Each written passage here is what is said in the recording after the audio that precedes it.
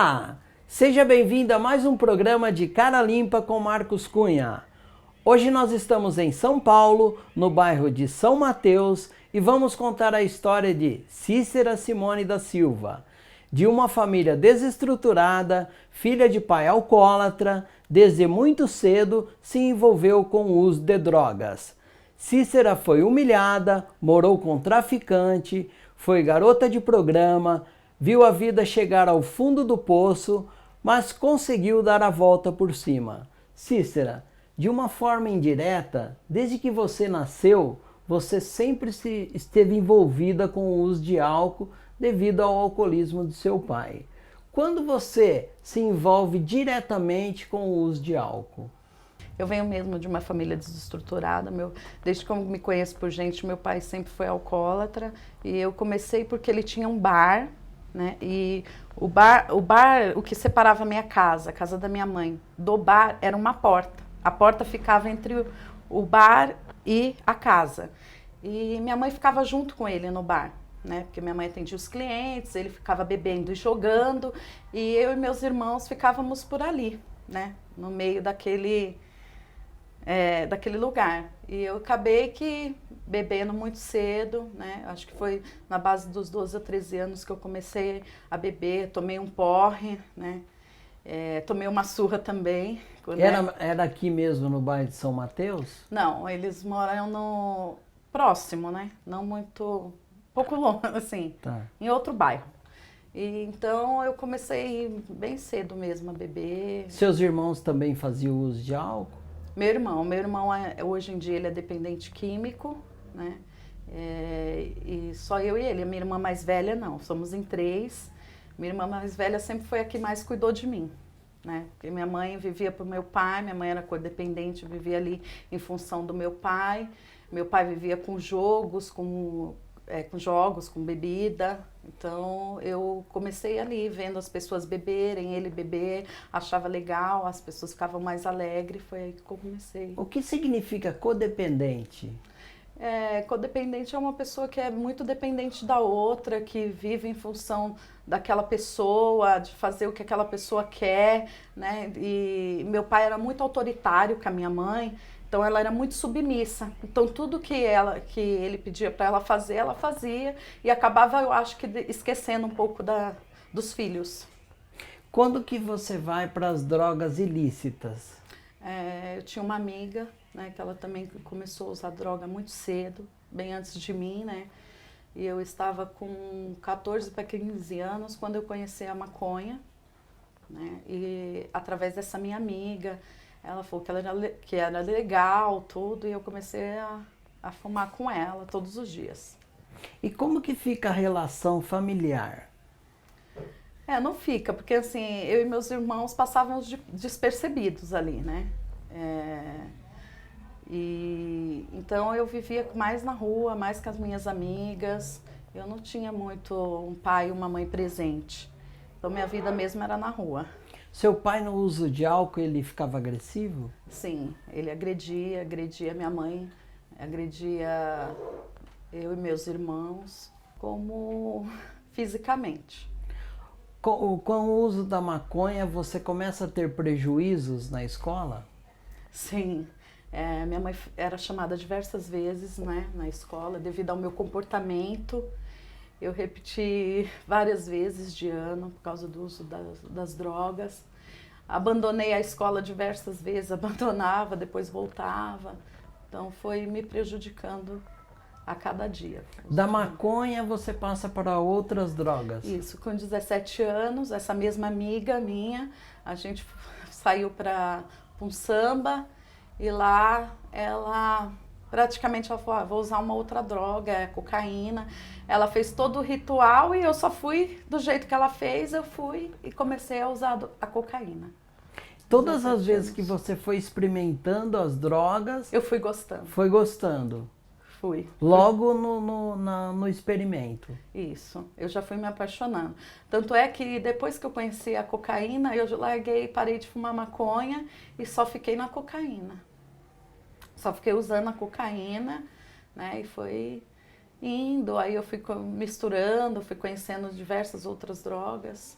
Aí você usa cocaína até que idade?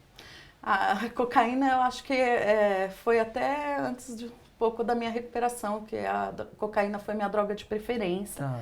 né? Mas eu experimentei o mesclado, eu experimentei o crack, né? Mas sempre começava pela cocaína, né? E a bebida. Teve uma fase da tua vida que você vai morar com um traficante. Sim, aos 17 anos, né? O traficante me adotou. Ele me viu, né? Eu sempre gostei de homens mais velhos. Tá.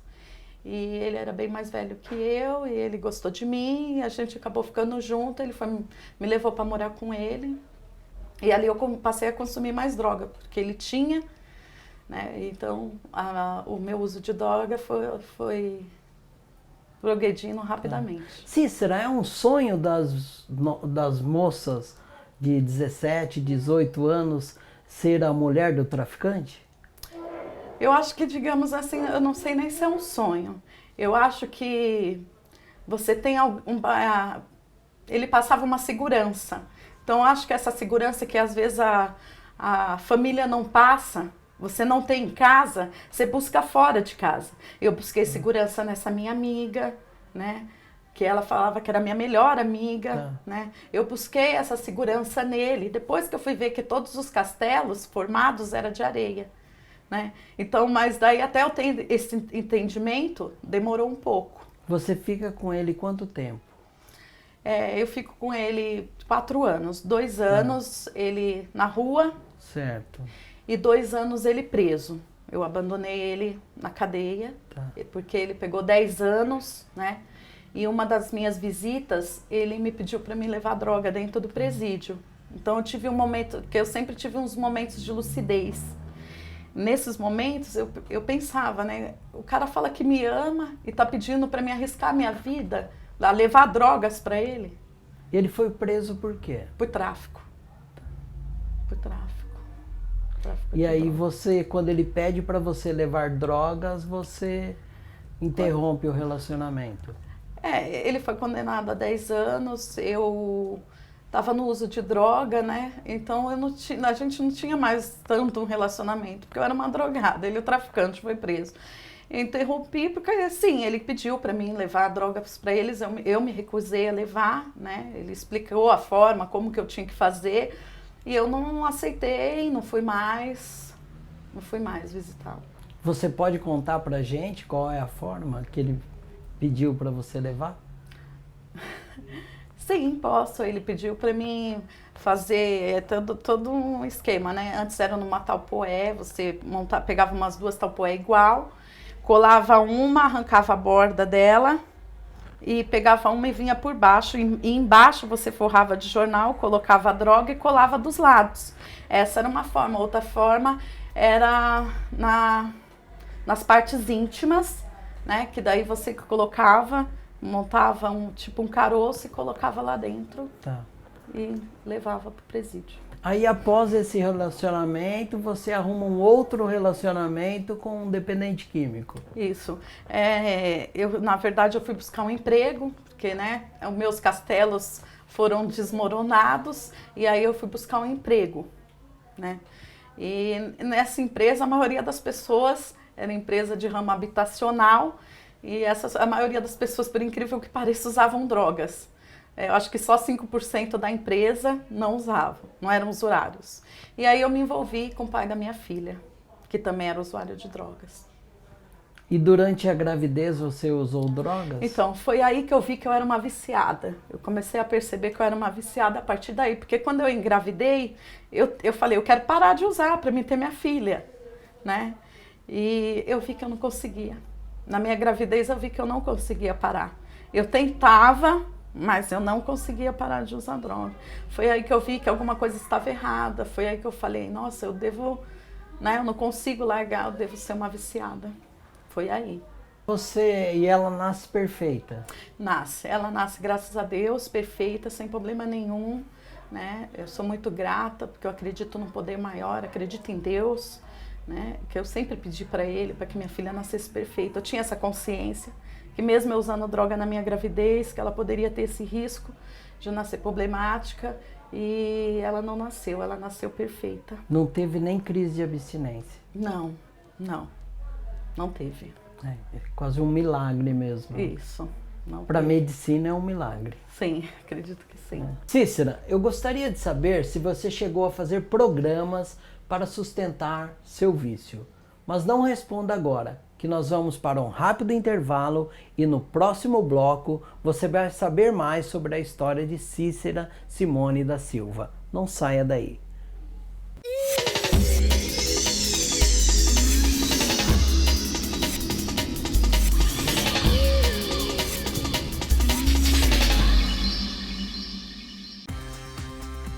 O Hospital Santa Mônica possui 3 especialidades: geriatria, psiquiatria e uma ala exclusiva para tratamento de álcool e drogas. Além das internações particulares, o Hospital Santa Mônica aceita vários convênios médicos. Conheça o site hospitalsantamonica.com.br ou ligue 11 4668 7455. Você está com restrições no CPF? Problemas no SPC, Serasa, cheques devolvidos, débitos com lojas, cartões de crédito? Por acaso a parcela do seu veículo está em atraso? Não se desespere. A ADC, Assessoria de Defesa do Consumidor, vai te ajudar a renegociar sua dívida. Entre em contato pelo telefone 11 2092 8066. ADC, Assessoria de Defesa do Consumidor, uma solução eficiente para reabilitar seu crédito. Inscreva-se em nosso canal no YouTube e receba os programas em seu e-mail.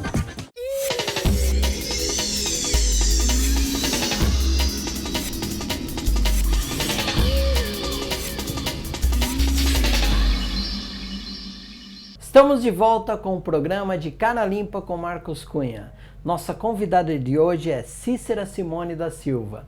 Cícera, como você resolveu fazer programa para sustentar seu vício? Então, na verdade não foi nem só para sustentar o meu vício. O que acontece? Eu e o pai da minha filha, ele vivia de bico, e a gente não tinha dinheiro para usar. Eu morava numa casa do meu pai, que meu pai tem umas casas de aluguéis, e a gente morava em uma das casas. A mãe dele, ele só tinha mãe, a mãe dele que sustentava de comida, e meu pai e minha mãe, a gente não pagava aluguel nem nada. Só que faltava a droga, faltava as coisas para nossa filha. E um determinado dia ele sumia, ele passava mais tempo fora, assim, por causa devido do uso dele, ele ficava uma semana fora, entre idas e vindas. E um dia uma amiga minha foi na minha casa, tudo é sempre amiga, Uma outra amiga minha foi na minha casa, viu a minha discussão com a minha mãe, e ela falou assim: você é tão bonita, por que você não vai ganhar dinheiro? Aí eu falei: mas como? E essa minha amiga era madura, Só que aquele dia ela abriu a carteira, tava cheio de dinheiro. E ela me levou no cabeleireiro, falando assim: vamos lá que eu vou te arrumar. Me levou no cabeleireiro, pagou meu cabelo, minha unha, fiquei toda bonita. Ela falou assim: à noite eu venho, te pego e explico o que você vai fazer. Falei: tá bom. E ela foi. Ela falou assim: vamos falar para sua mãe que você vai trabalhar no hotel. E aí eu falei para minha mãe que ia fazer uma entrevista no hotel e fomos embora. No caminho ela foi me explicando o que seria, que eu iria me prostituir, que ela poderia deixar com ela, que ela me explicaria como aconteceria. E eu fui me prostituir. E como foi essa primeira vez? Essa primeira vez foi muito difícil para mim. Para começar, para entrar naquele lugar,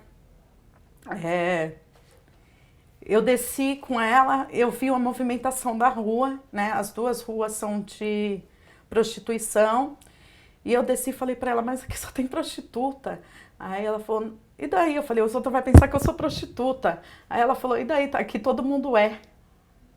Aí peguei e entrei com ela numa boate, E ela foi: vamos se trocar. E ela escolheu minha roupa, eu lembro como se fosse hoje, era uma mini saia preta, um espartilho vermelho e uma bota preta. E ela me maquiou, eu fiquei maquiada e tal.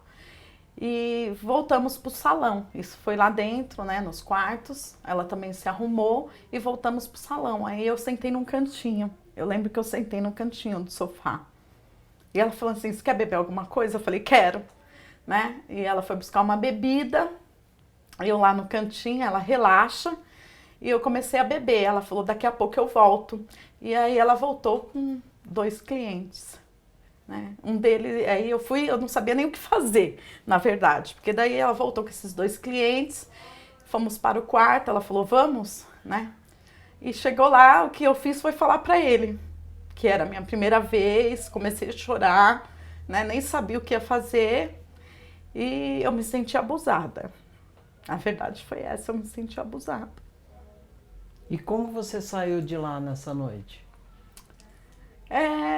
Né, dessa vez, quando eu saí dessa primeira vez, eu fui tomar banho, fiquei um tempo no chuveiro, tomando banho, com nojo de mim, né?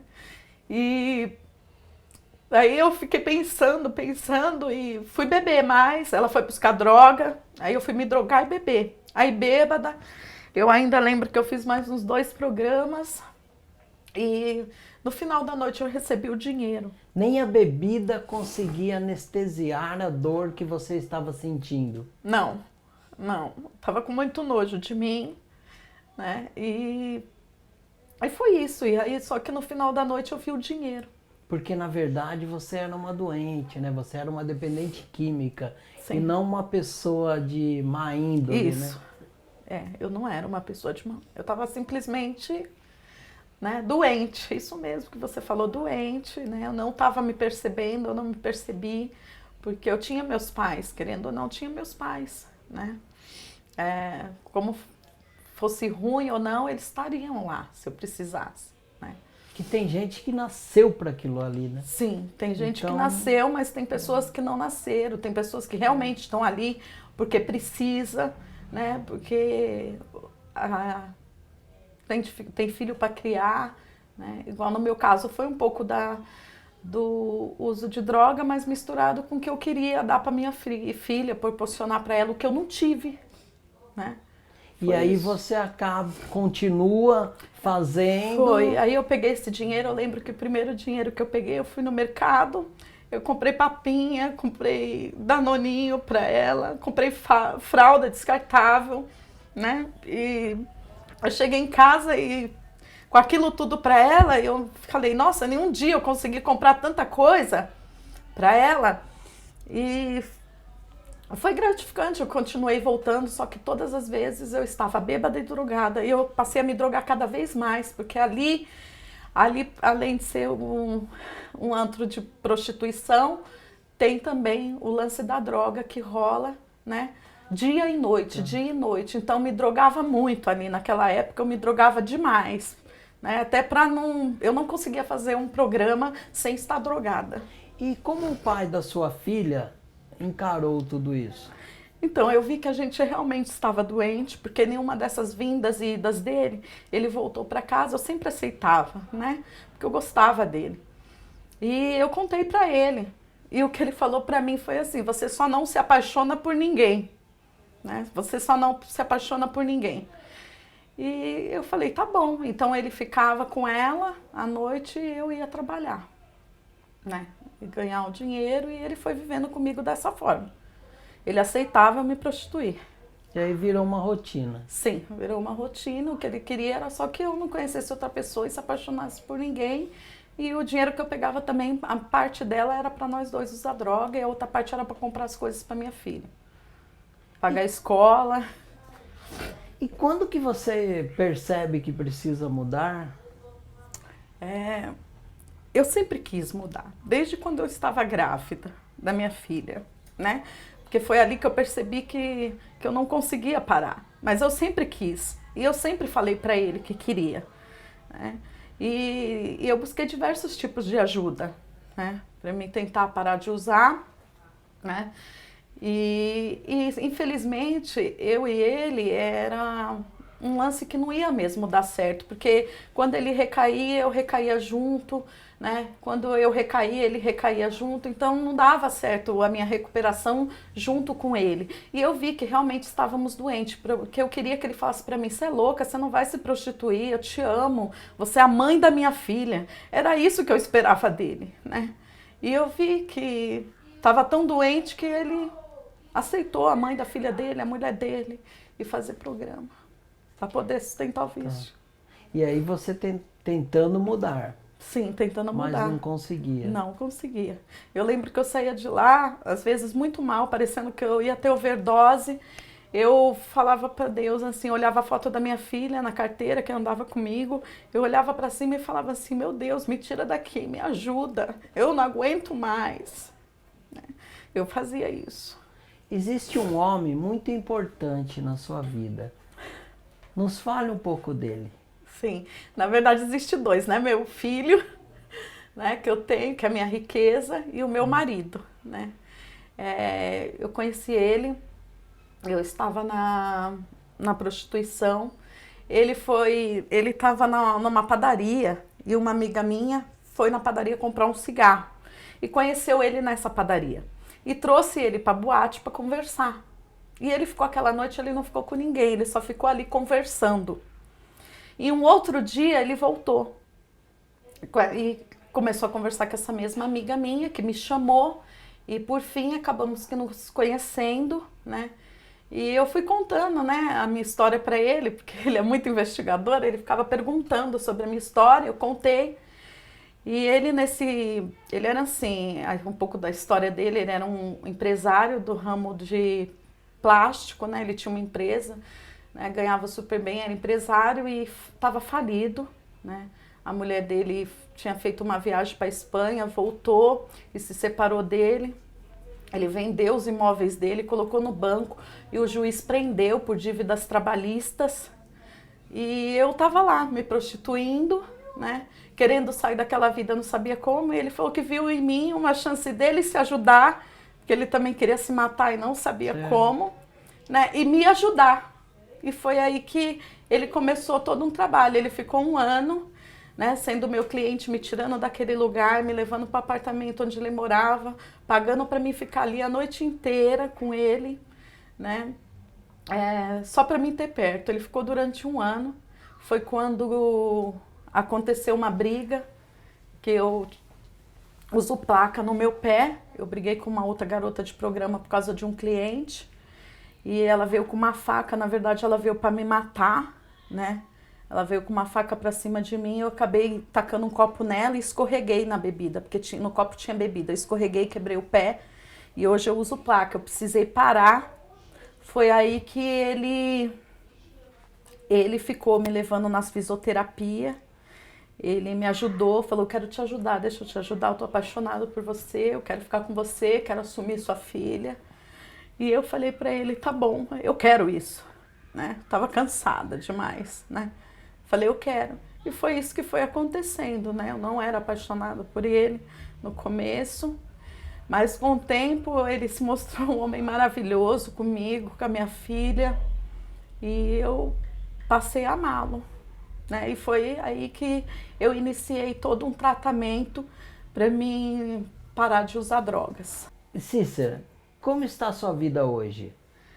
Hoje eu não tenho o que reclamar, né? Eu fui ficando limpa, eu conquistei minha casa, que eu e meu marido, a gente começou do zero, né? Juntos, né? E eu conquistei minha casa, eu pagava aluguel, conquistei minha casa própria. Eu fui fazer faculdade, né? Eu sou professora de língua portuguesa, língua inglesa. Agora esse ano eu estou concluindo pedagogia, né? E na verdade eu já encerrou as aulas agora no mês de agosto. Eu só falta entregar o TCC e o estágio. E estou no 1º ano de teologia, né? Então, para mim está sendo gratificante. Também tem 2 livros que eu estou concluindo. Um eu já concluí, está sendo revisado, né? Que é a minha biografia. Na verdade, eu acho que é um livro de autoajuda, que eu falo do lixo ao luxo, mas é do lixo, né, onde eu me encontrava, ao luxo de uma recuperação. Não é financeira nem nada, mas é uma recuperação do uso de álcool e de drogas. E o outro livro é os 10 mandamentos para uma recuperação, né, aí com Deus. Mas o título pode ser trocado, porque ainda estou na espera de uma oportunidade na editora. Está com o maridão até hoje? Sim, somos casados há 10 anos, né, 10 anos juntos. E E é isso, estamos juntos, 10 anos, eu tô limpa há 6 anos e dia 25 agora faz 3 meses. O que você vem fazendo para manter a sobriedade? Eu acredito muito em Deus, eu tenho fé em Deus, né? Que Ele sempre está presente na minha vida. Eu frequento uma religião, né? Frequento uma religião, mas eu não vou muito por placa. Eu acredito que eu sou de Deus e eu acredito que eu sou embaixadora de Cristo. Então eu não sigo muito uma religião, né? Eu acredito em Deus e vou para a igreja e frequento uma irmandade de 12 passos. Nós estamos chegando ao final, não temos mais tempo. Todo programa eu encerro com uma frase e hoje eu queria deixar essa frase para você. Então, sinta-se à vontade.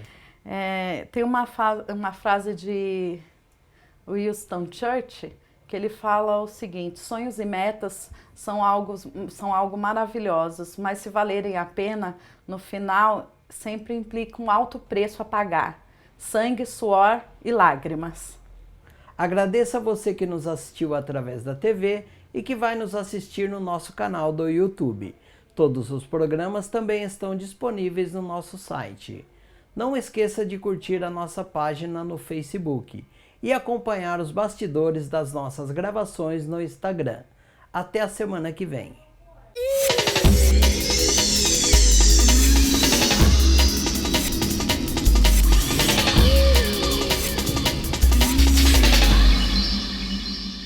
Inscreva-se em nosso canal no YouTube e receba os programas em seu e-mail. Quer acompanhar os bastidores das nossas gravações? Siga nosso Instagram, @de Cara Limpa com Marcos Cunha.